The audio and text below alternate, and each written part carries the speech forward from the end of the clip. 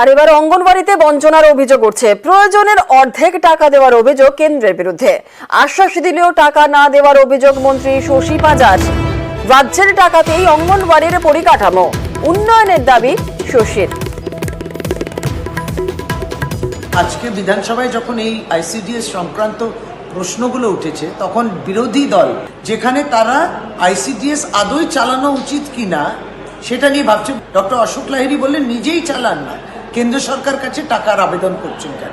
টাকাগুলো যেটা তাদের একটা অবদান থাকে, রাজ্য সরকারগুলোও থাকে, তাদেরও থাকে, কিন্তু তাদের অংশের টাকা ক্রমাগত তারা কমিয়ে দিচ্ছে। অর্থাৎ একজন শিক্ষিত মানুষ তারা অনুধাবনই করলেন না যে আইসিডিএস এ প্রসূতি মা, অন্তঃসত্ত্বা মা, 6 মাস থেকে 6 বছরের শিশু যত্নের কথা।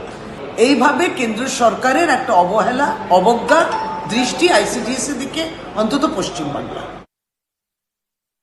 অনেকগুলো সেন্ট্রালি স্পন্সর স্কিম আছে যেগুলোতে কেন্দ্র সরকার সুবিধা দেয়।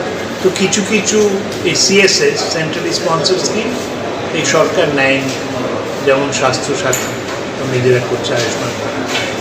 যখন মাননীয় মুখ্যমন্ত্রী ওই দুর্গাপুজোর কমিটিগুলোতে টাকা দেয়, অনেক কিছুতে বলে সরকারি, কেন্দ্রের সরকারের টাকা চাই না, আমরা নিজেরা অন্য জায়গায় যেমন খরচা করতে পারেন, তাহলে এইটাই পারেন না কেন?